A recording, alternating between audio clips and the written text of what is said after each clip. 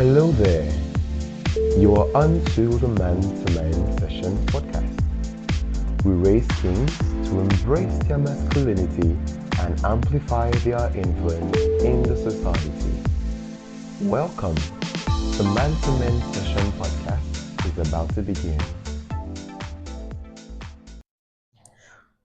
Hello, sir. Good afternoon, sir. Good afternoon, Anna. Yeah, thank you so much for having us around your office. It's really amazing to be here. Thank you. Thank you so much. How is the family, sir? And how is everyone? We're doing good. We're taking it one step at a time. It'll be We're great. good. I Yeah. mean, I mean, a day in a man's life, juggling ministry, family, and business. How does that feel like? It's a lot. Also considering the times and the seasons that we are in, you just need to be able to trust God to be able to navigate, navigate through the terrain, and then trying to see how you can handle and manage everything with just the little time of 24 hours available to you. Yeah. Yeah. Well, thank you so much for doing this for us. I mean, I Yeah. can bet you there are a lot of guys who would be listening and watching from various parts of the country and the world at large, not just Nigeria. I Yeah. mean, we have listeners as far as United States, other countries. I mean, as at 3 months ago, our top listenership came from Philistine Okay. and Ukraine. So Okay. three: Philistine, Ukraine, and South Africa. Okay. So I mean, I can guarantee that a lot of men out there, they are really looking forward to this session.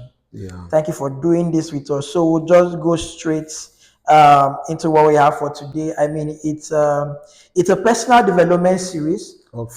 for bachelors, husbands. Yeah. So one of the very first questions that I would like to know is, how did you meet your wife, and how did you know that she was the one? Ah, an interesting question. Where do I even start from? Okay, okay. This is what I will say first. You see, I got a call, and it was a call to duty. It was a call to duty. So men out there, when there is a call to duty, don't shy away, because it could just be it could just be that opportunity. So I got a call from a good friend, and the call was, for me to address, an issue, that was playing out, and people were already asking questions, what's going on. So I got this call, and I tried to get more explanation, more insight into what was really happening. And I was told what was actually happening.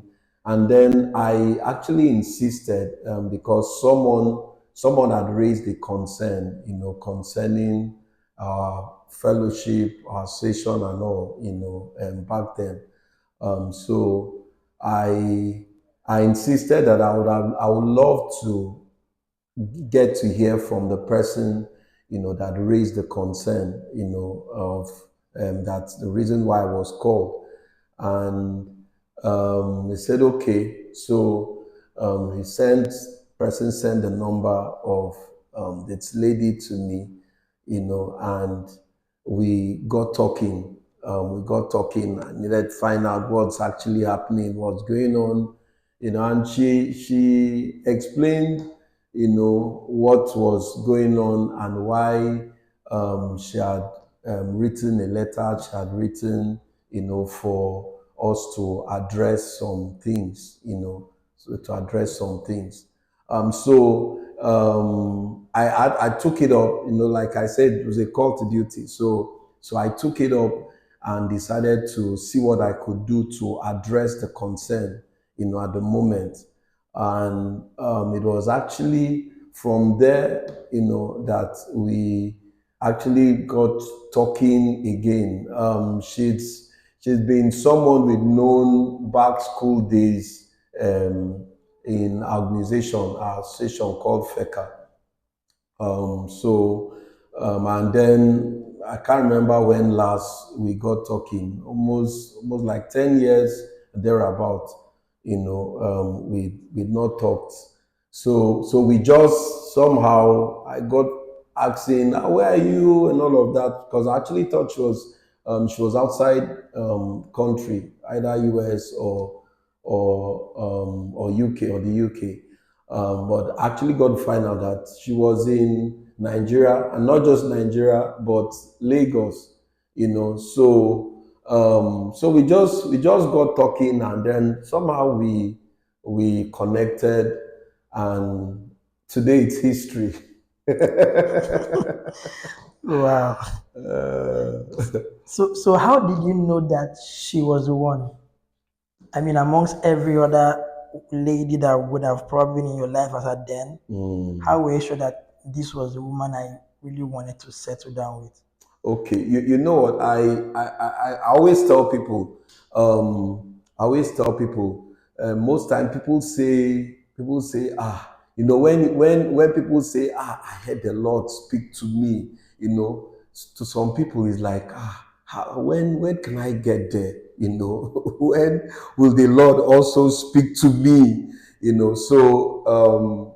but there are several ways the Lord speaks to us as His children. There's several ways, and for me, one of the simplest ways that the Lord will speak to someone is He will just give you either trouble your heart or give you peace of mind.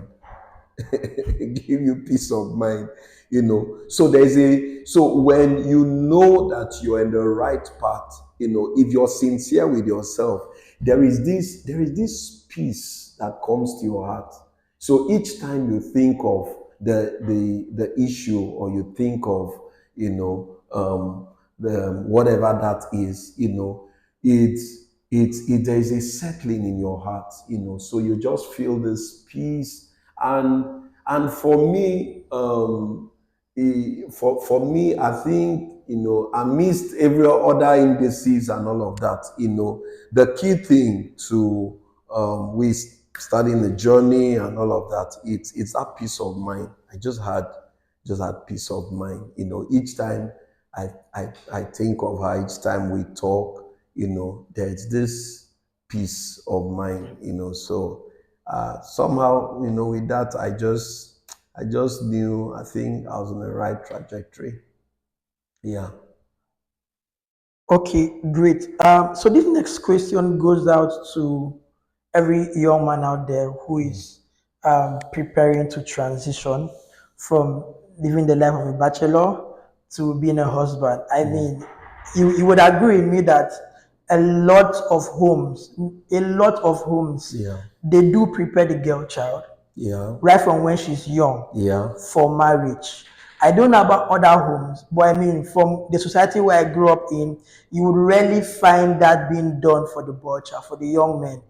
So for the young men who are preparing to transition from being bachelors to husbands, what would you say are the fundamental knowledge that they should equip themselves with? What do they need to know to prepare?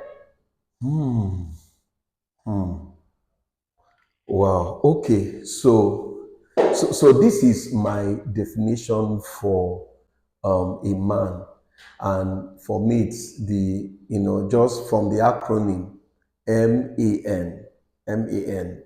So and so this is how it goes. So M stands for meet, A stands for all, and N stands for needs. Needs. Wow. So a man must be able to meet Meet all all needs, needs. Wow. meet all needs, or working towards meeting all needs, or in the process of meeting all needs. So in my own, it's my own definition, my own terminology, or my own ideology. What makes you a man that is ready to carry on responsibilities of getting someone into your life? It's that ability to meet all needs. So the question is, you want to get married, what needs are you meeting? What needs are you meeting? Are you meeting some spiritual needs? Are you meeting some financial needs? Are you meeting some emotional needs? Are you meeting some um, social needs? Psychological needs. And it just goes on and on and on. So for me, that's the and so if you can take a good assessment, make a good assessment of yourself, ask yourself, then I want to get married, but you ask yourself this question, you know am I really a man? Am I really a man? Because the man that God gave a wife was meeting several needs. He met the need of work, tendering the garden. He met the need of fellowship. He could fellowship with God. Yeah. God could come down and fellowship with him. He met the need of of a leader. He was a leader over everything God has created. Remember, we're told in the Bible that, sorry, I G scriptures. I G scriptures. We're told in the Bible that everything God created, he brought to man to name. And then not just to name, God brought everything he had created to man, for man to take ownership and then lead. And then lead. So from the elephant to the snail, to the lion, everything, the birds, everything, he brought it to man. So the question is, you want to get married? What need are you meeting? Wow. Wow, that's really mind blowing one. Yeah, I mean, just to think about it, that as you say, God brought all the animals for men to lead. So which means, this is like off the chart. So I'm just thinking about it. What would you say about? I mean, there are some men that are scared of chicken, are scared of turkey, they are scared of dog. So that's why you hear people saying, come on, man up, man Yeah, up, man, no. man up. Wow. All right. So the next question is, uh, I mean, with the generation that we find ourselves Yeah. in, with a lot of knowledge gap, is mentorship really necessary as a husband or as a father? And if it is, why? Ah, okay. For me, mentorship is an opportunity, to be cultivated. That's mentorship for me. And I've realized, even the way God does things. Sorry if you're not a Christian and then you're hearing me talk. I always, my life is God. God's scriptures. So you'll be hearing a lot of it. So I hope you don't mind. So there was nothing, everything that God brought to us, needed to be worked upon, needed to be worked upon. So you can imagine, even from the Adam we talked about, God gave him a garden, and what he told Adam was, he didn't ask him to, he didn't ask him to boss the garden. He asked him to cultivate the garden, cultivate the garden. And that's why you also discover that, no no man is born just a man. You may be a man, but you're born as a baby, as a baby. So that baby needs to be cultivated. That baby needs to be nurtured. That Yeah. baby needs, all the guidance that is required for it to grow. So growth, it's one of the ingredients on the earth, that every man must apply himself to. So what's mentorship? Mentorship for me, it's just an opportunity to be cultivated. So you avail yourself to be cultivated, because in life, how God has made life to run is that you always have people ahead of you and people behind you. So if, like someone also says, if you want to go further in life, you must have fathers. Yeah. Yeah, you must have fathers. So if you want to be a man indeed, then you need mentors. You need people that have gone ahead of you, that can have access to you and cultivate you.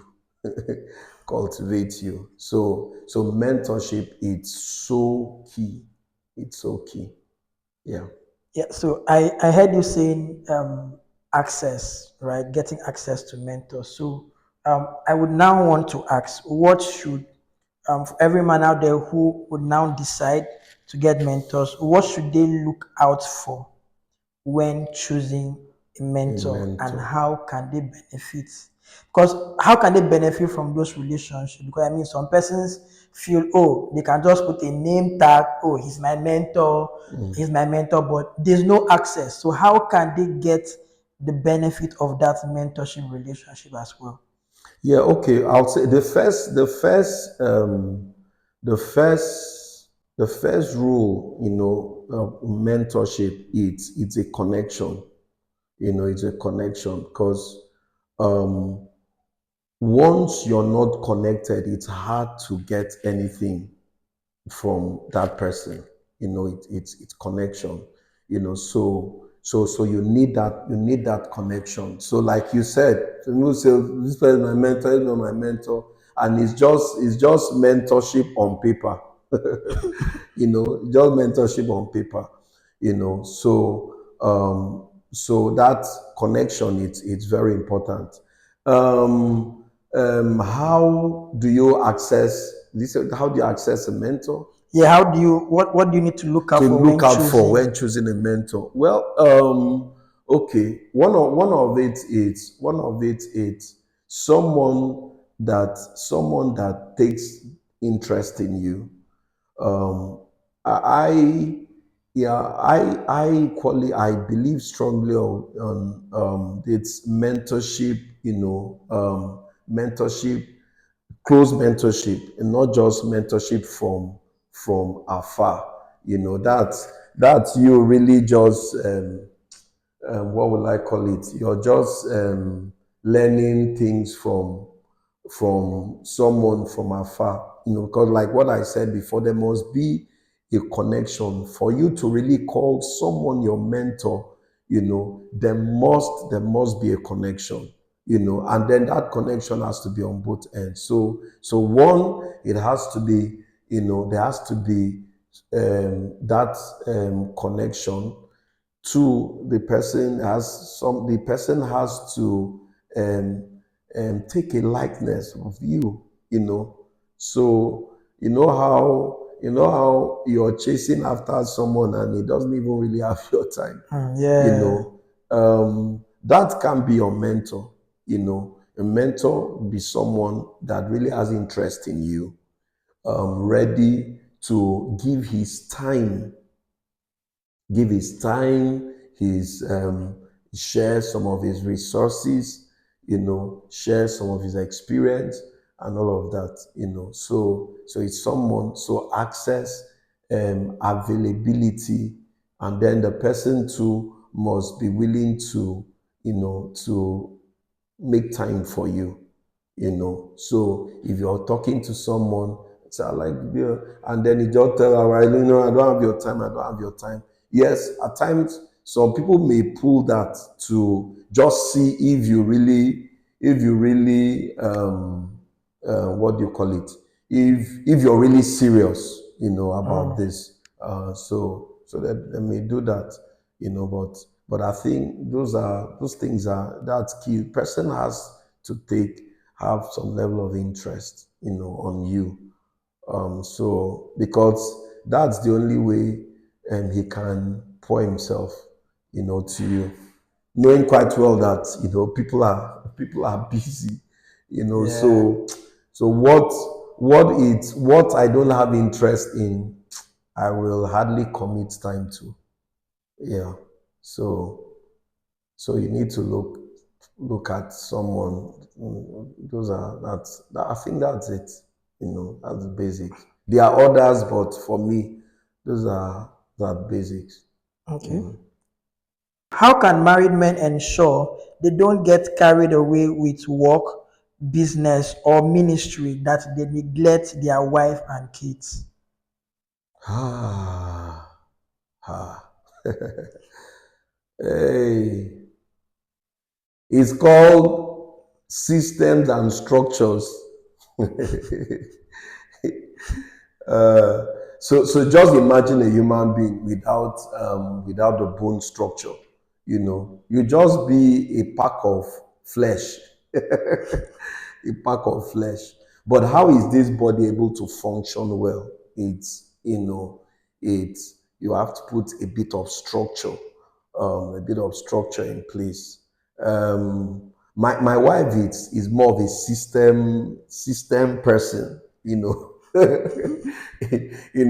I also love system, but not as much as she does.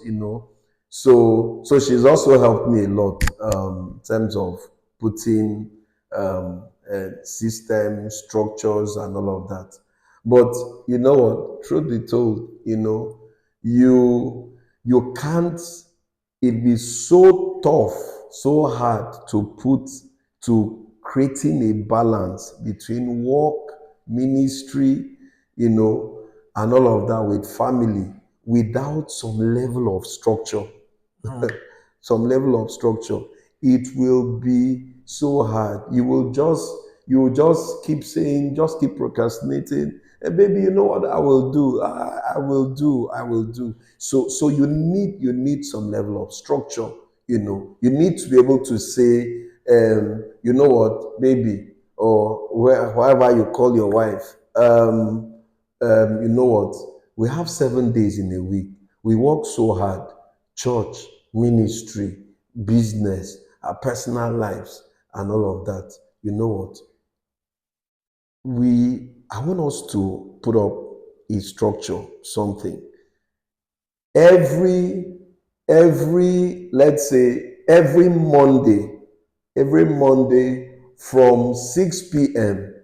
till we go to bed, is just the business of you and I. Business of you and I. So you put that structure in place. So you know that is like an appointment. It's an appointment. So once it's 6 p.m. Monday, in fact, 5 minutes to 6, you're dropping everything, including phone and all of that, and say, you know what, we need to have this time. It's really not going to be easy, because that's one of the things we're doing in my family, as in with my wife, and seriously, it's not easy, because at times there are genuine things that want to steal that time. Genuine thing. At times it eats into itself. And then it's angry, sir. This time is supposed to be for us.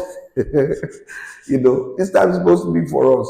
And all of that. But we just still keep trying to make it work. Seriously, it's not easy. But once you're able to do that, so it's like tighting, how you just remove that 10%. 10% and say, this money is not mine. So it's like that time is not mine, is not yours, is Yeah. ours. Is ours to spend. Wow. So there have to be structure. That's one. Then two,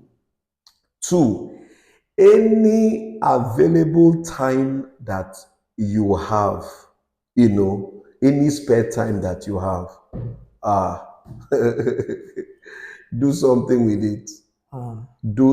Try to catch up, try to see that you're able to gist, see that so it's like for me, I call it redeeming time, just redeeming time. So I'm coming back from work. I'm looking forward to just getting home. At least let me see my wife, see my family, and then at least just have a bit of time before, so every small bits. So you have to be intentional.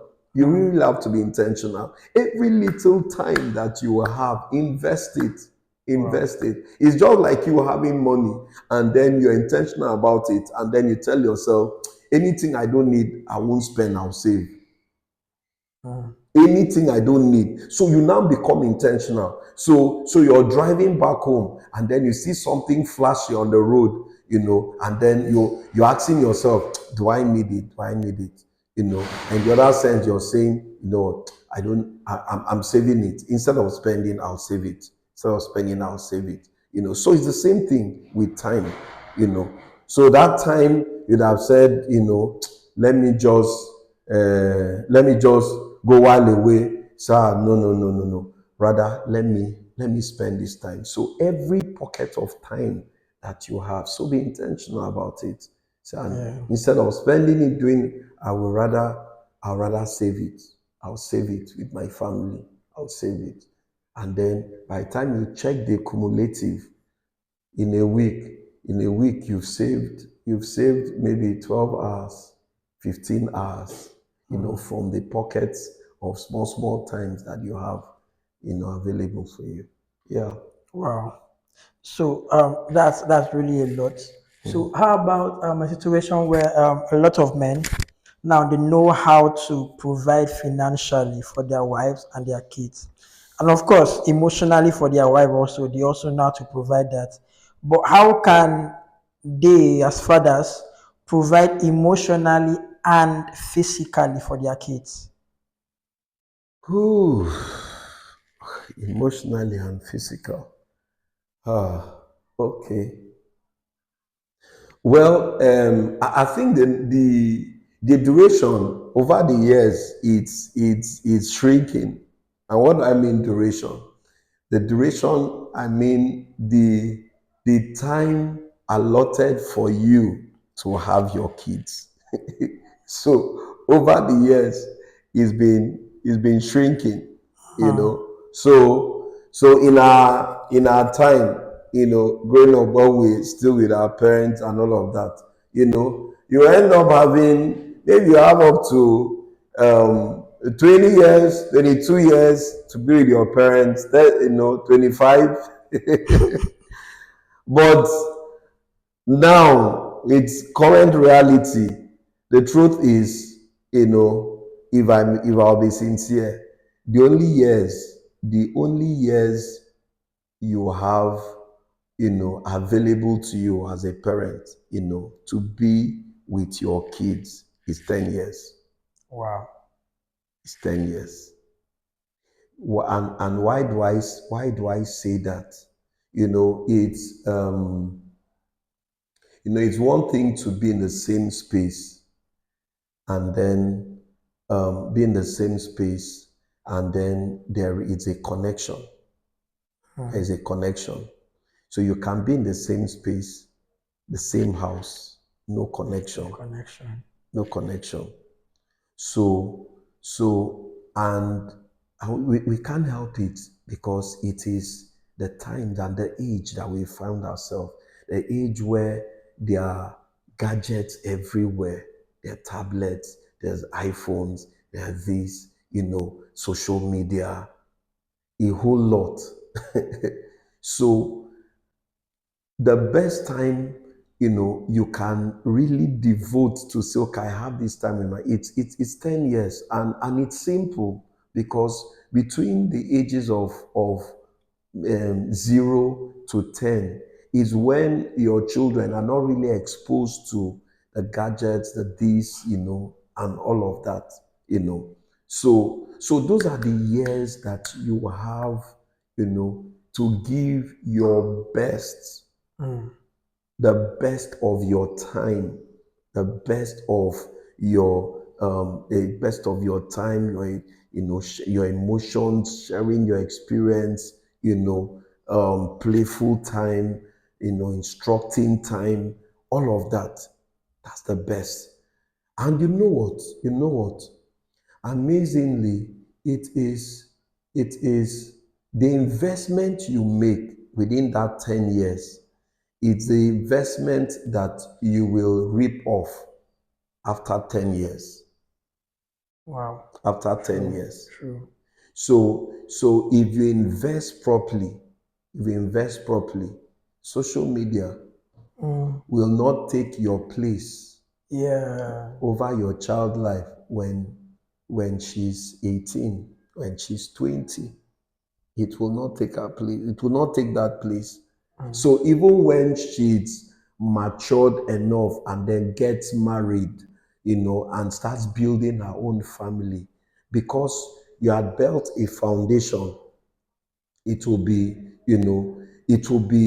easy to keep that relationship, Yeah. keep that relationship. So it's okay. So I really don't know if I've answered that question, um but we just need to know that, for me, so 10 years alone, so that that requires a lot of urgency. a lot a lot of urgency. So if it will require sacrificing some things within that 10 years, you have to do it. Sacrificing some trips, you have to do it. Sacrificing some business deals that will keep you to, you have to do it.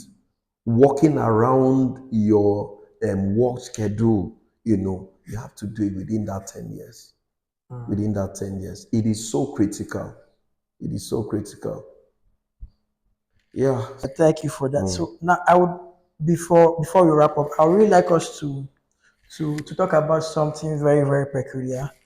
In this the world at large where we find ourselves, there's a lot of crisis everywhere, in Africa, United States, Ukraine, Russia, and the rest of the countries. Yeah. And this is, I'm not just talking about global power.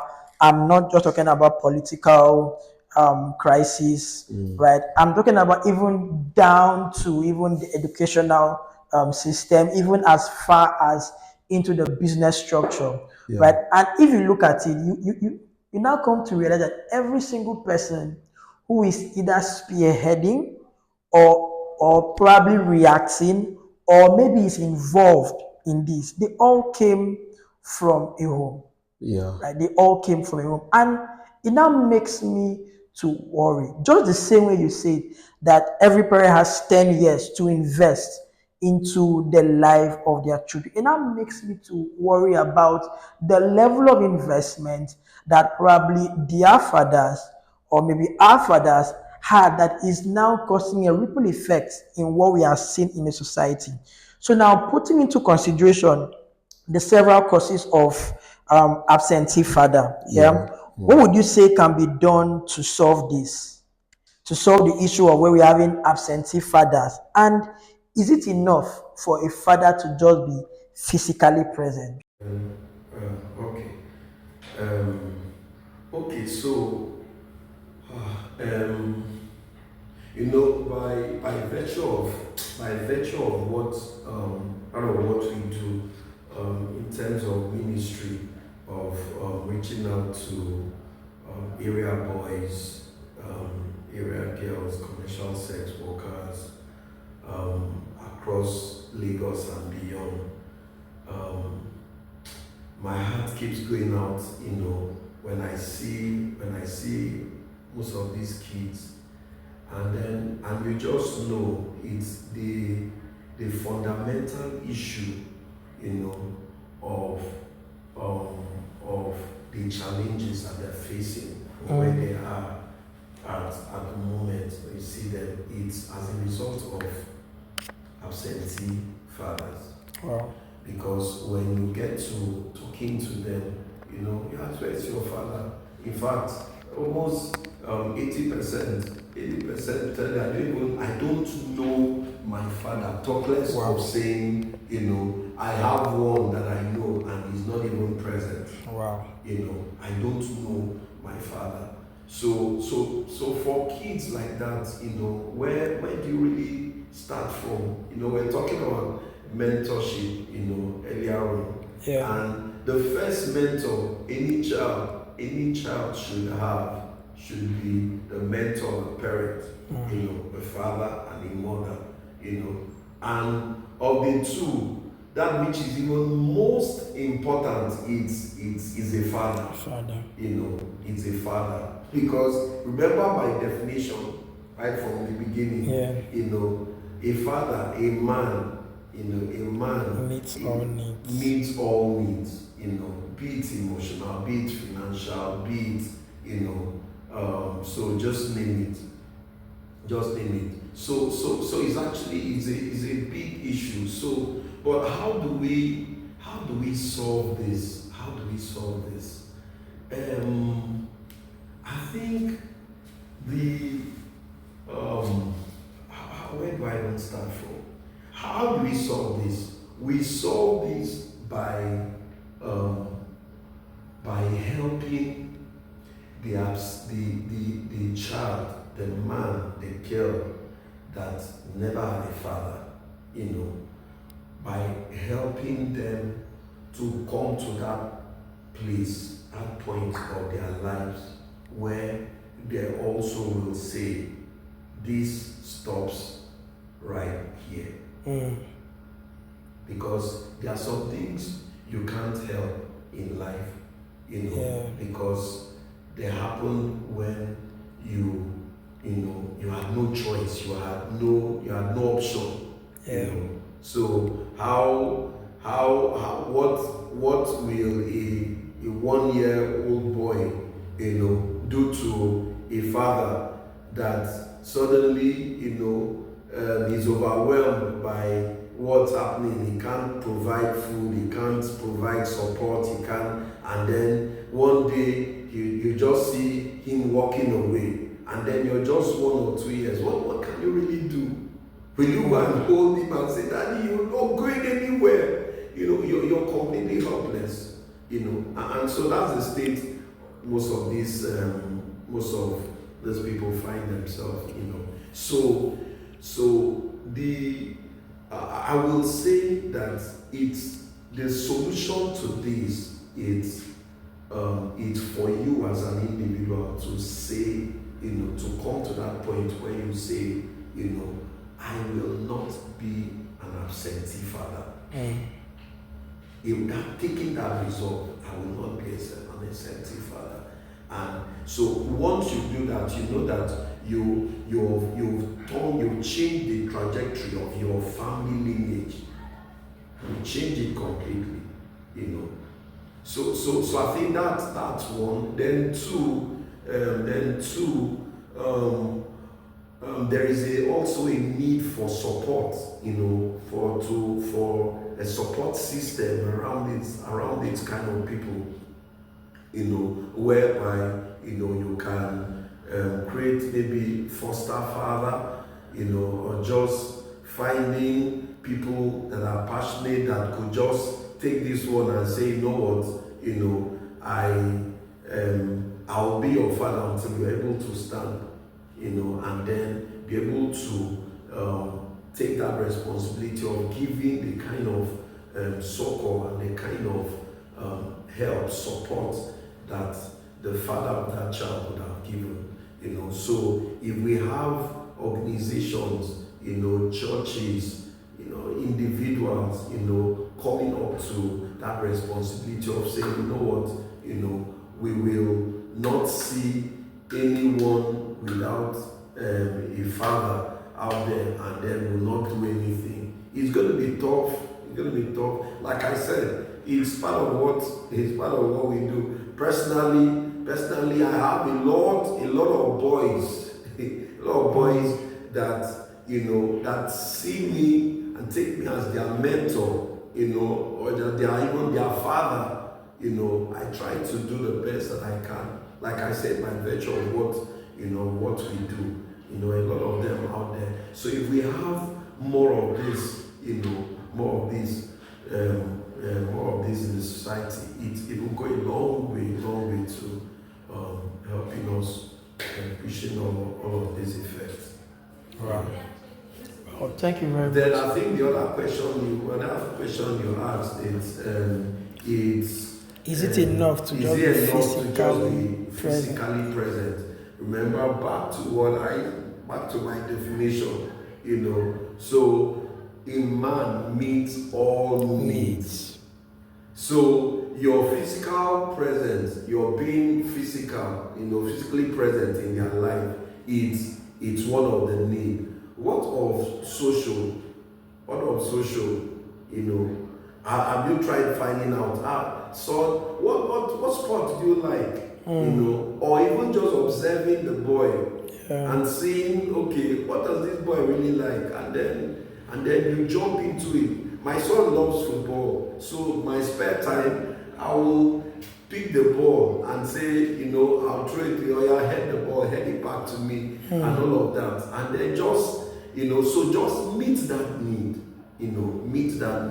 And then several other emotional needs, psychological needs. Hey guy, what's going on? How's school today? How are your friends? Okay, you know what? Let's talk. Well, what do you know about friendship? What do you know about this? What do you know about that? So if the need you're only meeting is that of physical need, then you're still a man that needs a lot of work. Well, thank you very much, sir. Yeah. Thank you. So before we let you go, what would be your final advice for every man out there? My final advice will just be, strive to be a man. It's not going to be easy. It's really not going to be easy, but strive to be a man.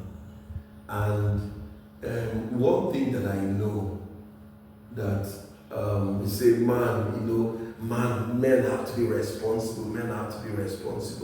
Yes, we have to be responsible. And why are we supposed to be responsible? And it's simple because we have what it takes. What's responsibility? Responsibility is simply responding to your ability. That's responsibility. So for a man, God has wired us with so much,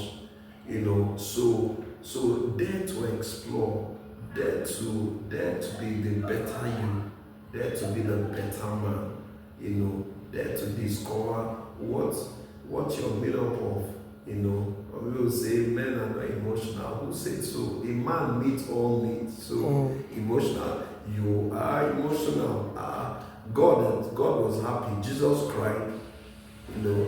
I told one guy, I told one guy once,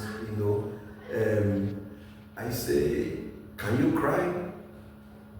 He turned and looked at me.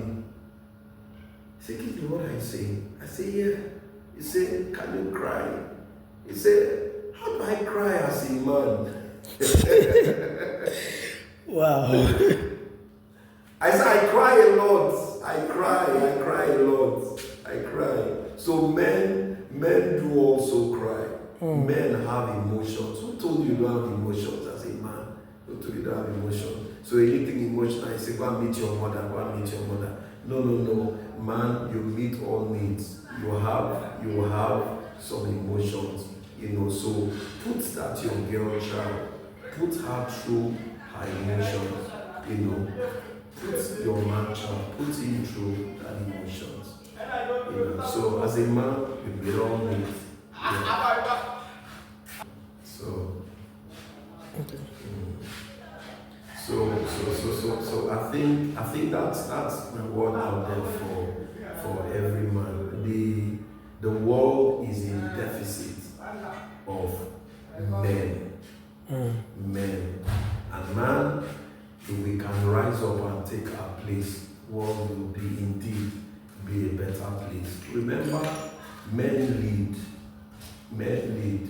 The man that God created, when he was trying to create the woman, he says he told the man, I will make an help meet suitable, So yes, the women can lead, but the man leads as the woman leads. So men, let's rise and lead so we can make the world a better place. Yeah. Well, thank you so much for today. It's really been it's a whole lot. Thank you very much, sir. Yeah. Thank you so much. We you. are all grateful for you taking our time to speak with us. Thank you. Thank you so much, sir. Thank you for having me. Thank you for coming to my space and troubling me this good afternoon. All right, thank you very much, sir. You're welcome. You're welcome. Anytime.